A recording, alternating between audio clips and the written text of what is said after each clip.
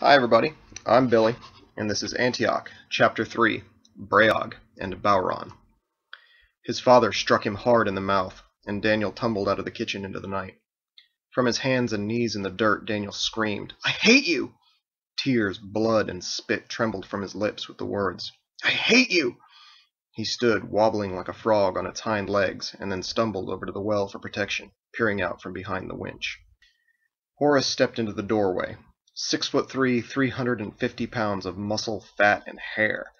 His mass eclipsed the kitchen's light, returning the backyard to darkness. He paused there to put the small hole of his pot jug deep in his beard and took a good swig of huckleberry whiskey. Then he started circling the well. Daniel scurried to keep it between them. Horace spoke in a friendly tone, but had murder in his eyes. "Come on, boy. Don't stop there. If we're going to get dirty, let's get filthy." A small shadow appeared in the light of the doorway. Papa, don't kill Danny." Horace slowed his menacing orbit to turn and offer a moment of drunken parental guidance. "Rebecca, I'm not about to kill him. Danny needs a spanky. Go to bed." Rebecca immediately forgot about her brother's life. "Oh, but it's my birthday. You said I don't have to." Horace threw his hands up into the air at her whining, spilling whiskey on himself and roaring all of his words into one. "Danny needs a spanky, Becca, go to bed. Ah!" She vanished. When Horace turned back, his son was sprinting away. Daniel disappeared into the woods at the end of the warm strip of firelight the kitchen cast across the yard. Horace stood there for a long time, watching that spot in the trees, and drinking from his jug. Daniel's pace slowed after a hard minute. The cool air burned in his thumping chest. Glaring back through the moonlit trees, he realized his father wasn't following. He touched his throbbing mouth, tasted a split lip, and clenched his fists. "Fwah!" Then he kicked the ground and shouted, "Fwah!" Before long, he'd worked himself into a screaming, hopping, and stomping fit. 2 rugged miles into the woods from the farm was a very large, old oak. On one side of its gargantuan trunk, a rotten platform rested in the thick, chaotic branches. A rope wound around a bough above a hole in the platform's center and descended in a straight line to the forest floor. There the tree's huge, knuckled roots made seats for a dormant campfire's circle of stones. Daniel moped through the gloom to the tree, inched up the rope, and then climbed through the hole. The rope slithered up behind him. He lay down and frowned up at a starless blanket of leaves. Fwah! His fishing knife's handle was an annoying lump under his back. He snatched at it, nicking his fingers on the blade, cursed and jerked his hand away, smacking his fishing pole. He looked up with a bug-eyed scowl just in time for the toppling rod to thwack him in the face. Daniel exploded. The poor pole bounced around in his flailing rage until it clattered from the platform. He sprang to his feet, quivering and screaming. Then he started punching the oak, slamming his fists bloody against the jagged bark. Horace stepped into Daniel's room the next morning, sober, a huge man in a boy's empty space.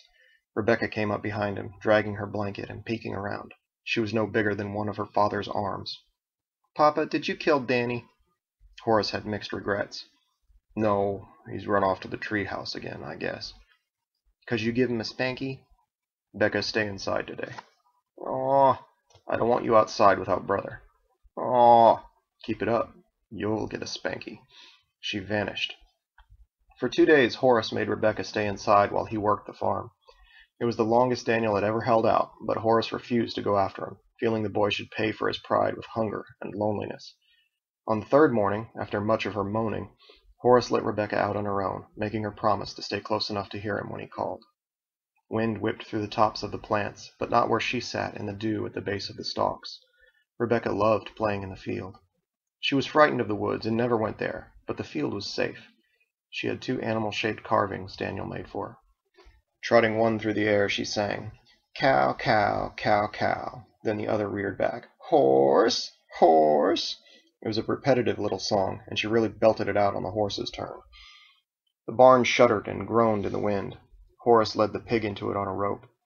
The garden spade rested on his meaty shoulder. At the back end of the building's eerie shelter, he looped the pig's noose over the slaughter post. He and the animal considered each other for a moment from where they stood. Horace said, "I have a pig-headed boy, you know." It was a conversational observation. The pig oinked. Horace scratched it between the ears. "Can't put any more chores on hold waiting for him. I guess I just need a body to hold the funnel. Becca's old enough for a little blood." Horace left the barn, his clothes fluttering in the wind outside. He frowned at the sun's position in the sky. He'd lost track of time. Dropping the spade next to the hay cart, he tied back his long black hair. Then he put his fingers to his lips and let out a shrieking whistle. "Becca!" He released another piercing blast. "Becca! Come help Papa!" The crops jostled across the way, and he smiled. But a lanky man tore into view, not his daughter. The man was familiar, last summer's farmhand. "Okie? What are you doing here?" Okie didn't answer, or slow his charge. It puzzled Horace. After the harvest, Okie had gone home to Moreau on good terms, and they'd made plans for his return, but not so soon. Horace repeated himself. Then he reared up with an angry frown. As a younger man, he'd been an elk rider in Clan Breahg. Okie was asking for a beating, charging at him like that. Horace stomped on the tip of his garden spade. It jumped into his hand. Horace leapt aside at the last moment and rammed the spade's handle into Okie's middle, folding him over the force of the blow. In the same deft motion, he swung one leg behind Okie's knees, slammed him to the ground, and stepped on his chest. The former farmhand heaved smoke into the wind like a wicked bellows. That, the unnatural strength, the eyes. Horace gawked at what he'd pinned. "What's happened to you?" The ghoul pitched and kicked beneath the big man's weight like a beetle on its back, its skeleton lancing out of its flesh like talons. Horace drew back in a panic and flashed a look around, trying to decide between keeping Okie down or just running away. Then he saw the spade. He'd forgotten it was in his hand. Horace thrust the shovel into the monster's mouth, splitting its face from ear to ear. Then he stepped on the tread and drove it into the earth with a wet crunch. The head above the jaw fell away. Ink spilled out of the split. Horace shuddered and then regained his composure with an angry kick that sent Okie's skull spiraling into the barn. The pig went berserk. As it squealed and tried to escape the slaughter post, Horace's face opened with horror. "Becca! Oh my God! Becca! Becca!" He crashed through the plants around his house, shouting his daughter's name. "Please be in the house! Oh, please, God, be in the house!" He ran through the rooms, around the barn, down the road and back again, with the pig shrieking its terror through every moment of the search. Horace looked everywhere. He called everywhere. He even shouted her name into the well with dread and hope. Heartbroken and exhausted, Horace stumbled into his dark kitchen. He slumped into a chair at the table and prayed that Rebecca had disobeyed him, that she'd somehow gone to see Daniel at the treehouse, though she didn't know the way. Horace prayed for his children's safety, turning to God out of despair. He didn't know if he should go out there to find out. If she was somewhere on the farm, she might come back.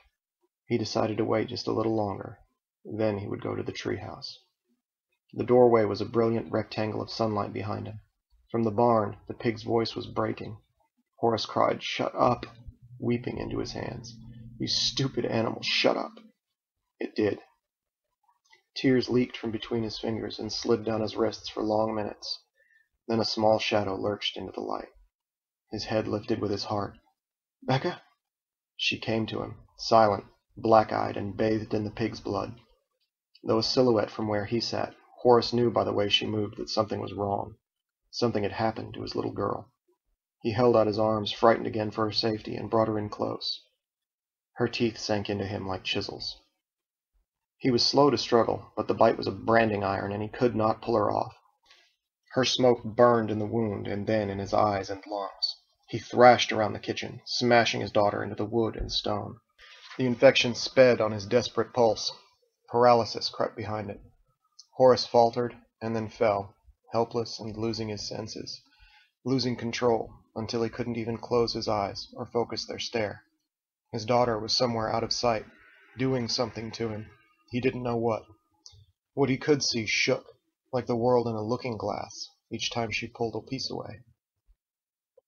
Rebecca stopped when Horace died. Her head lifted and swung from side to side. She was a bloody puppet, searching for something that had vanished. After struggling to her feet, she limped away with a peculiar wagging step. Her father had snapped her leg in the thigh. She didn't feel any pain from the injury, or from anything else. The only thing left of her mind was a vague, instinctual memory of something important in the field. Clouds of flour and soot settled on shattered glass. Hours passed. The sun turned slow shadows across the room. Black capillaries surfaced and burst in his deserted eyes. Gray smoke pushed itself out of his mouth and nostrils. Horace's huge corpse stirred, and then staggered to its feet like a drunk. It stumbled outside with a vague, instinctual memory that something important was in the woods behind the house. That is the end of Chapter 3. If you enjoyed this podcast, you can follow the link at the top of my website, www.williameharlan.com, and purchase the full novel from Amazon in ebook format for $2.99 or as a paperback for $12.99. Thanks for listening. Tune in next week for Chapter 4, Lost Son.